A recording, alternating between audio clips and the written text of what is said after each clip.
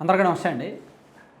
సార్వత్రిక ఎన్నికలకు ముందు బీజేపీ బాగా అలర్ట్ అయింది తెలుసా. బీజేపీ బాగా అప్రమత్తమైంది. వాటమి ముప్పు తప్పించుకున్నట్టే. నిజానికి ఆంధ్రప్రదేశ్లో వైఎస్ఆర్ కాంగ్రెస్ పార్టీ లాగా, తెలంగాణలో కేసీఆర్ గారి లాగా, దేశవ్యాప్తంగా నరేంద్ర మోదీ గారికి కూడా ఒక రకంగా తల పొగరు పట్టింది.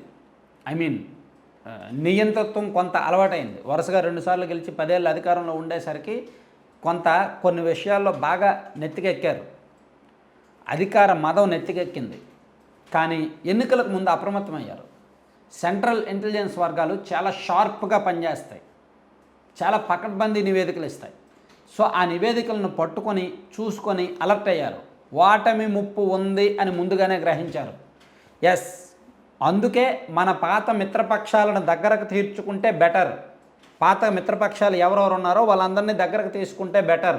లేకపోతే మాత్రం మనకు మ్యాజిక్ ఫిగర్ రాదు, కష్టం అని తెలుసుకున్నారు ఇంటర్నల్గా. అది తెలుసుకొని అది లోపల మనసులో పెట్టుకొని బయటకు మాత్రం 400+ అని, 370+ అని, 350 అని టార్గెట్ చెప్పారు.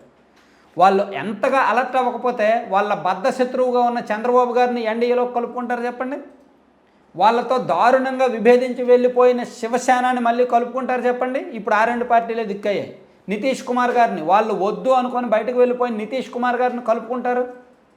ఒకసారి ఆలోచించండి. వీళ్ళందరూ గతంలో బీజేపీతో ఎన్డీఏలో ఉన్నవాళ్ళే. నితీష్ కుమార్ గారు కానీ, చంద్రబాబు గారు కానీ, శివసేన కానీ వీళ్ళందరూ ఉన్నవాళ్ళే. కానీ వాళ్ళతో విభేదించి బయటకు వెళ్ళిపోయారు.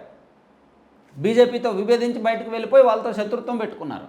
కానీ సార్వత్రిక ఎన్నికల్లో ఎన్డీఏ కూటమి గెలవడం కష్టం. బీజేపీకి ఇప్పుడు సింగిల్గా ఉన్న బలం సరిపోదు.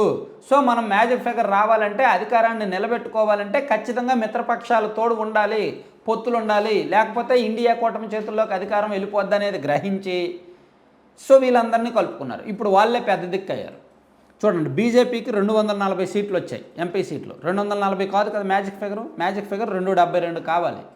సో అందుకే టీడీపీకి ఏమో 16 వచ్చాయి, 16 ఎంపీ సీట్లు వచ్చాయి ఓన్లీ టీడీపీకి. శివసేనకి 7 ఎంపీ సీట్లు వచ్చాయి. జేడీయూకేమో 12 ఎంపీ సీట్లు వచ్చాయి. నితీష్ కుమార్ గారికి 12, శివసేనకి 7, 19, చంద్రబాబు నాయుడు గారికి 16, మొత్తం 35. ఈ 35 + 2 40 కలిస్తే వాళ్ళు మ్యాజిక్ ఫిగర్. వీళ్ళతో పాటు LJP 5, JDS 2, RLD 2, Janasena 2, యూపీపీఎల్ 1, Apna Dal 1, ఇలా ఈ చిన్న పార్టీలన్నీ ఉండి ఓవరాల్గా 290కి పైగా అయ్యారనమాట. 290కి పైగా సీట్లు వచ్చాయి. సో వీళ్ళు అలర్ట్ అవ్వకపోతే, అదే కళ్ళునెత్తికెక్కి అలాగే ఉంటే, టీడీపీని దగ్గరకు తీసుకోకపోతే, పొత్తులో పెట్టుకోకపోతే, శివసేనతో పొత్తు పెట్టుకోకపోతే, జేడీయూ జేడీఎస్ లాంటి పార్టీలను కలుపుకోకపోతే దెబ్బ ఎవరో లేదా ఖచ్చితంగా దేశవ్యాప్తంగా దెబ్బతినేస్తారు.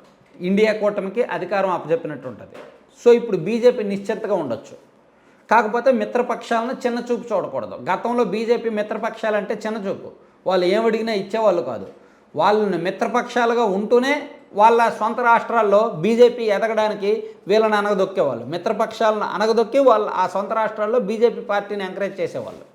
అలా మిత్రపక్షాలకు వెన్నుపోటు పొడిసిన చరిత్ర బీజేపీ పెద్దల్లో ఉంది. సో ఇప్పుడు అందుకే ఈ మిత్రపక్షాలన్నీ కూడా కీలకమయ్యాయి. ఆంధ్రప్రదేశ్ రాష్ట్రం మన తెలుగుదేశం పార్టీకి దేశంలోనే 3వ అతిపెద్ద పార్టీగా ఉంది ఇప్పుడు 16 మంది ఎంపీలతో. సో ఇదంతా చూసుకుంటే దేశంలో 3వదా కాదు, ఇంకా ఉన్నాయిలే. కాంగ్రెస్ ఉంది, బీజేపీ ఉంది, తృణమూల్ కాంగ్రెస్ ఉంది, వీళ్ళందరూ ఉన్నారు. సో ఎనీవే వాల్యుబుల్ అయితే ఉంది. చంద్రబాబు గారికి జాతీయ స్థాయిలో అయితే గుర్తింపు వచ్చింది. జాతీయ స్థాయిలో చక్రం తిప్పాల్సిన బాధ్యత మళ్ళీ నెత్తి మీద పడింది. చక్రం తిప్పే అవకాశం ఉంది.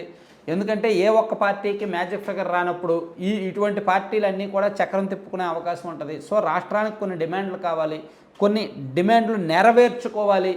ప్రత్యేక హోదా ఇచ్చినా ఇవ్వకపోయినా ప్యాకేజ్ ఇస్తారా, లేదంటే హోదాకు ఈక్వల్గా ఏమి ఇస్తారనేది చెప్పాలి. అలాగే పోలవరం ఇమీడియట్గా పూర్తి చేయాలి, ఒక 6 నెలల్లో 1 ఇయర్లో పూర్తి చేయాలి. అలాగే అమరావతి రాజధానిని మళ్ళీ రీకన్స్ట్రక్ట్ చేయడానికి ఇమీడియట్గా నిధులు ఇవ్వాలి. చాలా పనులు ఉన్నాయి. ఆగిపోయిన కేంద్ర సంస్థలను మళ్ళీ నిర్మించాలి. చాలా పనులు ఉన్నాయి. సో మరి ఇవన్నీ చేయకపోతే ఇమీడియట్గా బయటకు వచ్చేయచ్చు ఎన్డీఏ నుంచి. Thank you.